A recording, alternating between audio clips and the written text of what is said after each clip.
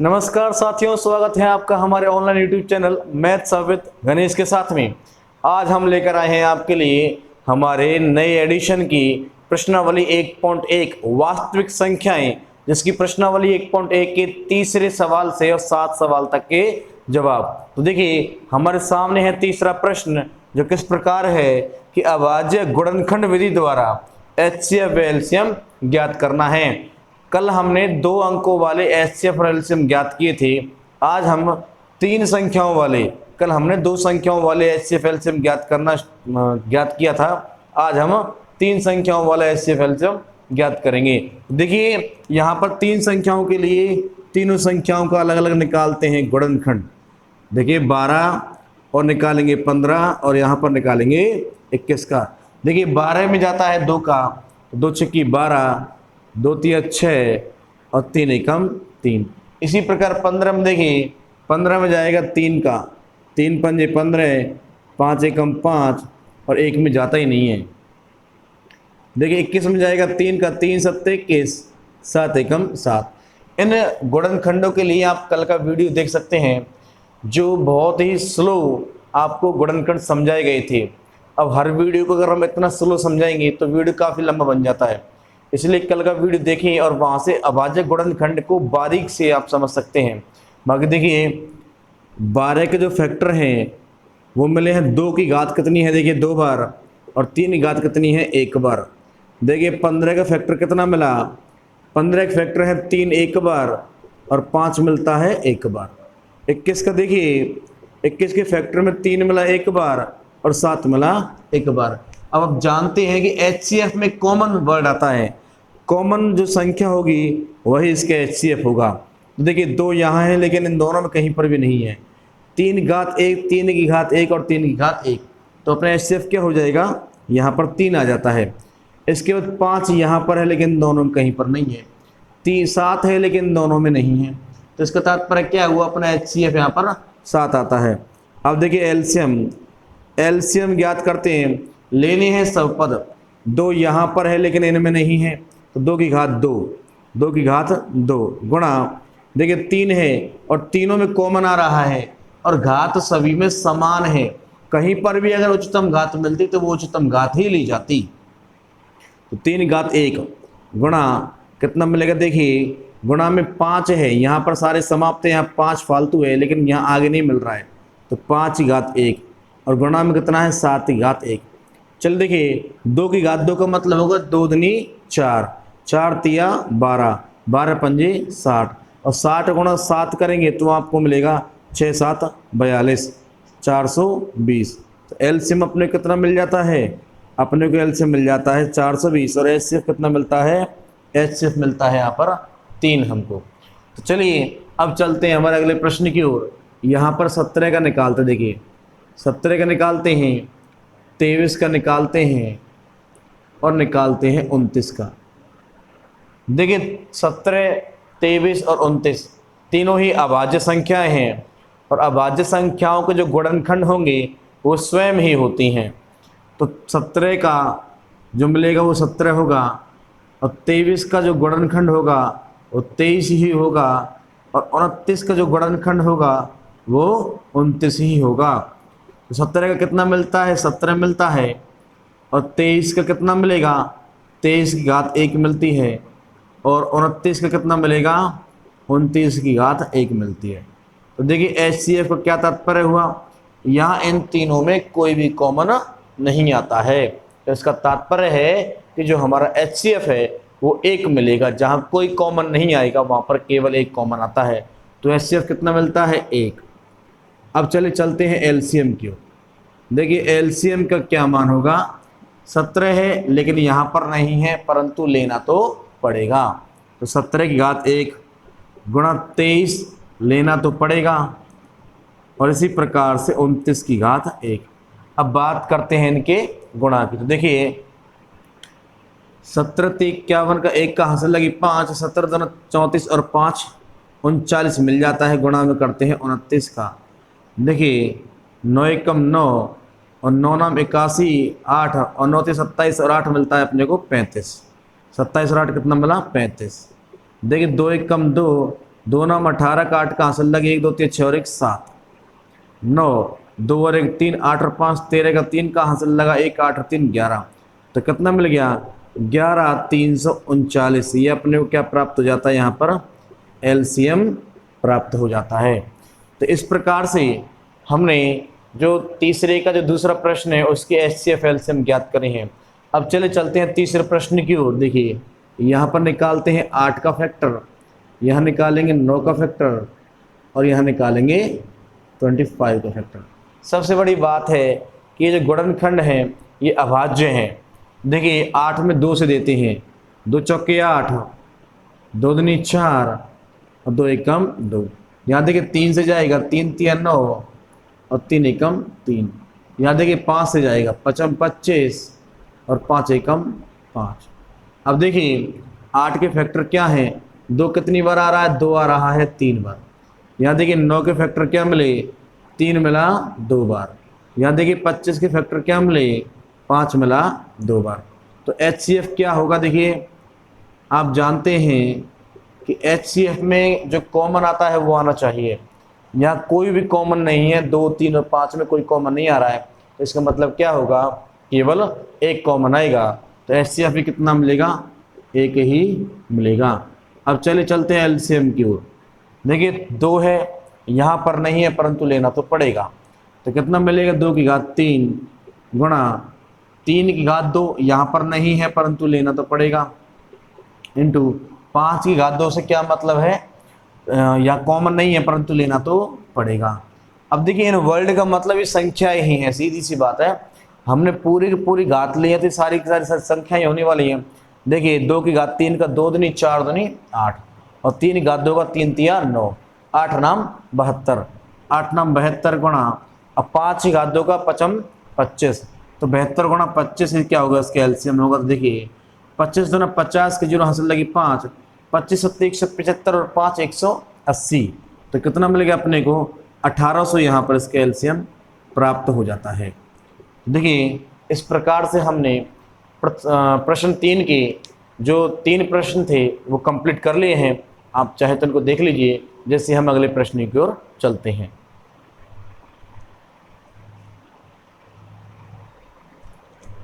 चलिए चलते हैं अब प्रश्न संख्या 4 की ओर। HCF 306,657 बराबर 9 दिया है, तो एलसीएम 306,657 निकालना है। देखिए यहाँ 306 और 657 का HCF 9 दिया हुआ है, वहीं 306 और 657 का एलसीएम पूछा गया है। तो हम जानते हैं यहाँ पर जो यूएक्स है, जो संख्या है वो कितनी होगी, जो संख्या है वो 306 है, और जो वीएक्स है जो दूसरी संख्या है वो 657 है। और हमारा एचसीएफ कितना दिया हुआ है, एचसीएफ दिया हुआ है 9, और इसी क्रम में एलसीएम हमको ज्ञात करना है। हमने कल एक फॉर्मूला पढ़ा था कि एचसीएफ बराबर एचसीएफ गुणा एलसीएम बराबर यूएक्स इंटू वी एक्स। तो देखिए एचसीएफ का मान कितना है 9 गुणा एलसीएम बराबर यूएक्स का मान कितना है 306 गुणा वीएक्स का कितना मान है 657। तो देखिए एलसीएम बराबर यहाँ 9 गुणा में है, पक्षांतरण होगा तो भाग में जाएगा, और यहाँ कितना मिलेगा 306 गुणा 657। देखिए 9 से कट सकता है, 9 से काटिए, 9 3 27, हासिल लगा 3 और 9 चौक 36, तो 657 में गुणा करते हैं 34 का। देखिए 657 गुणा 34 करते हैं, 4 7 28, 2 4 5 20, 20 और 2 22 का 2 का हासिल लगी 2, 4 6 24 और 2 26, इंटू 3 7 21 के 1 का हासिल लगे 2, 3 5 15 और 2 17 के 7 का हासिल लगा 1, 3 6 18 और 1 19, 8 2 और 1 3, 7 और 6 13 का 3 का हासिल लगा 1, 9 और 1 10 और 2 12, 12 और 1 12 का 1 और 1 कितना हो गया 2। तो कितना मिला अपने को, जो एलसीएम है, एलसीएम मिल जाता है 22,338। इस प्रकार से इस प्रश्न में हम एलसीएम ज्ञात करते हैं। ये प्रश्न एग्जाम में, बोर्ड एग्जाम में पूछा जा चुका है, तो आप चाहें तो इसको और अच्छे से देख लीजिए, इसका रिवीजन कर लीजिएगा। देखिए इसे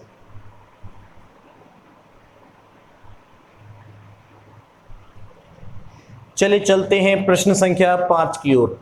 ये प्रश्न कुछ लॉजिकल प्रश्न है, इसमें थोड़ा सा अपने को बस दिमाग लगाना। देखिए, जांच कीजिए कि क्या किसी प्राकृत संख्या n के लिए संख्या 6 की घात n अंक 0 पर समाप्त होगी। देखिए, सबसे बड़ी बात है कि यहाँ पर 6 की घात n एक हमको एक संख्या दी हुई है।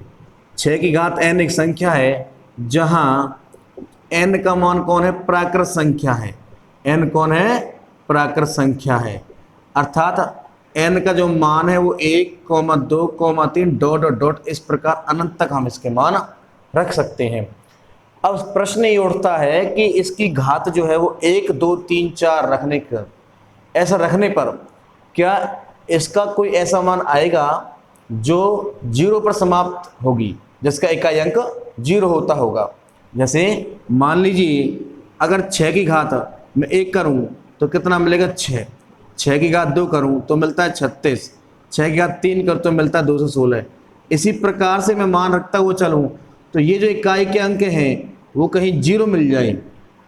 क्या हमारे पास ऐसी कोई संख्या होगी? ऐसी कोई घात है क्या? देखिए, अब अनंत संख्याओं में से ऐसा मान निकालना तो एक असंभव सी बात है। बाकी अगर हम तुलना करें तो इसमें कोई 0 पर समाप्त होगी नहीं, जिसका नियम कुछ इस प्रकार से है कि जो संख्या 0 पर समाप्त होगी अंत में, उस संख्या में 2 और 5 दोनों से भाग जाएगा। उस संख्या में 2 और 5 दोनों से भाग जाएगा। अगर किसी 2 से जा रहा है और 5 से नहीं जाए तो वो संख्या में कभी 0 नहीं आएगा। अगर 5 से जा रहा है और 2 से नहीं जाए तो भी कभी वो संख्या 0 पर समाप्त नहीं होगी। तो चलिए देखते हैं क्या इसके गुणनखंड में इससे भाजित वही संख्या होगी जो इसके गुणनखंड में होगी। तो हम इसके गुणनखंड निकालते हैं और देखते हैं कि क्या हमको 2 और 5 मिलता है या नहीं मिलता। तो देखिए, जब हमने 6 के गुणनखंड किए तो 2 गुणा 3 तो n, और इसकी पावर भी कितनी आती है? n। यहाँ हमें 2 और 3 तो मिलता है लेकिन 5 नहीं मिलता। अतः हम यहाँ लिख सकते हैं कि जो संख्या शून्य पर समाप्त होगी, जो संख्या शून्य पर समाप्त होगी वह अवश्य ही 5 से कैसी होगी? भाजित होगी। 5 से भाजित होगी। जबकि 6 की घात n 5 से भाजित नहीं है। 6 की घात n 5 से भाजित नहीं है। अतः 6 की घात n के किसी भी प्राकृत मान पर 0 पर समाप्त नहीं होगी। 0 पर समाप्त नहीं होगी। ठीक है सर। तो हमको इस प्रश्न में केवल यही 2-3 लाइनें लिखनी हैं जो कि समझ के ऊपर निर्भर करता है। तो देखिए, प्रश्न आपके सामने है। इसके बाद चलते हैं हम अगले प्रश्न की ओर।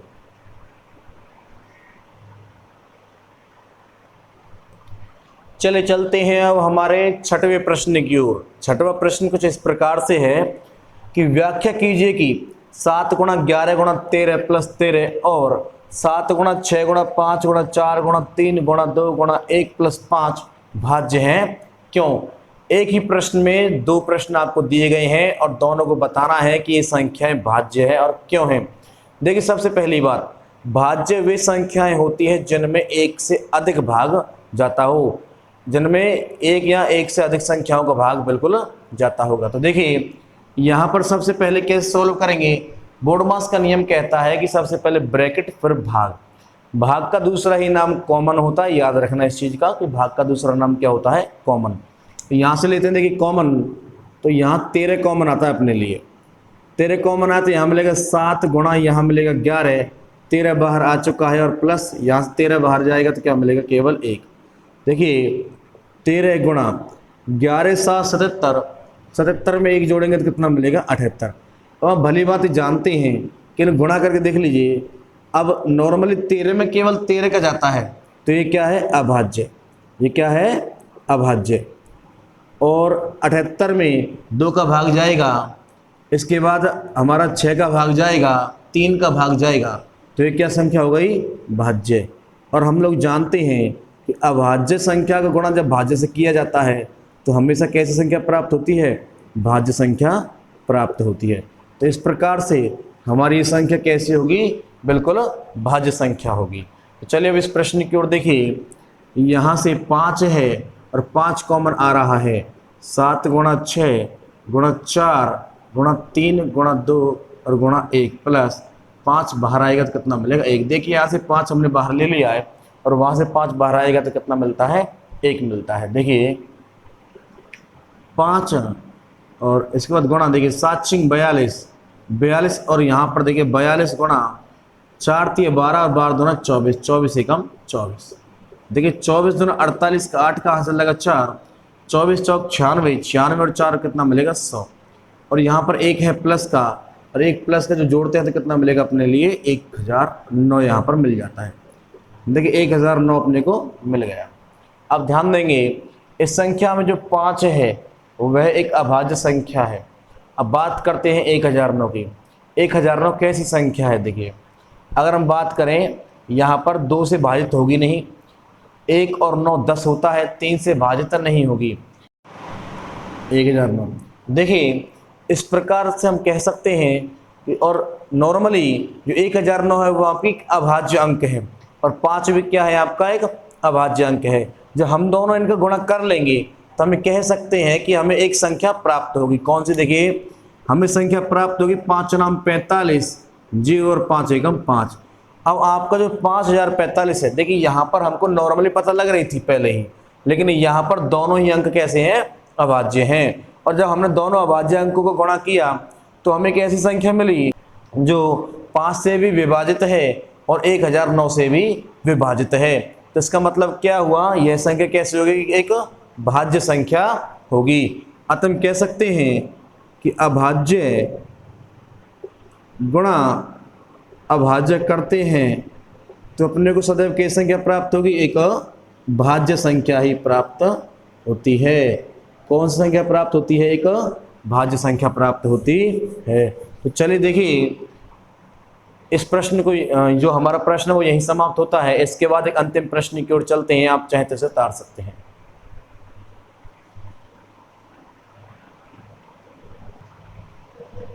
चलिए चलते हैं हमारी प्रश्नावली 1.1 के आज अंतिम प्रश्न की ओर। प्रश्न संख्या 7वां। देखिए वृत्ताकार मैदान का चक्कर लगाने में सोनिया को 18 मिनट लगते हैं और रवि को 12 मिनट लगते हैं। वे दोनों एक ही स्थान से एक ही समय पर चलना प्रारंभ करते हैं। तो बताइए चलना प्रारंभ करते हैं तो बताइए कि कितने समय बाद पुनः प्रारंभिक स्थान पर दोनों मिल जाएंगे। देखिए किताब में जो प्रश्न था काफ़ी बड़ा दिया हुआ था, मैंने मेन लाइन तो उसकी यहाँ पर नोट कर ली है। देखिए प्रश्न कहना चाहता है कि 2 व्यक्ति हैं, एक सोनी और एक रवि। देखिए 2 व्यक्ति हैं, एक सोनिया और एक रवि। सोनिया को जो समय लगता है वो लगता है हमारा 18 मिनट। कितना समय लगता है? 18 मिनट। और रवि को जो समय लग रहा है चक्कर लगाने में वो लगता है 12 मिनट।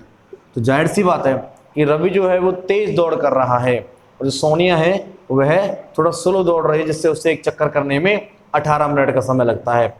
तो एक स्लो और एक तेज दौड़, इन दोनों दौड़ों की अगर तुलना करें तो वे कितने समय के बाद दोनों एक साथ में आ जाएंगे? ठीक है, दोनों एक ही स्थान पर अपने प्रारंभिक स्थान पर कितने समय में आ जाएंगे?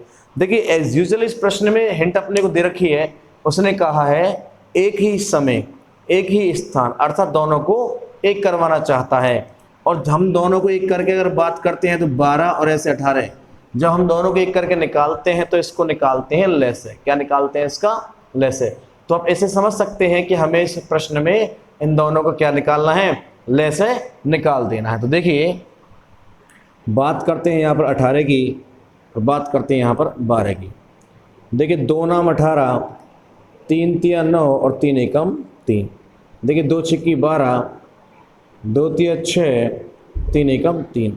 यहाँ देखिए 18 के जो फैक्टर मिले क्या मिलते हैं? 2 एक बार और 3 मिलता है 2 बार। और देखिए 12 में क्या है? 2 मिलता है 2 बार और 3 मिलता है 1 बार। तो एलसीएम निकालना है अपने को। तो एलसीएम क्या होगा, देखिए दो दोनों में कॉमन है लेकिन उच्चतम घात लेंगे तो कितना मिलेगी, 2 की घात 2 गुणा 3 दोनों में कॉमन है लेकिन उच्चतम घात लेंगे तो 3 की घात कितनी आएगी, 2। तो इसको सॉल्व करते हैं तो कितना मिलेगा, देखिए 2 दूनी 4 और 3 तिया 9 और 4 नाम 36। तो कितने मिनट, 36 मिनट के बाद दोनों एक अपने प्रारंभिक स्थान पर मिल जाएंगे, क्योंकि 36 मिनट के बाद जो 12 मिनट में जो रवि अपनी दौड़ पूरी कर रहा था वो 3 चक्कर लगा लेगा और सोनी अपने दूसरे चक्कर को पूरा कर पाएगी। तो इस तरह से वे दोनों 36 मिनट के बाद मिल जाएंगे।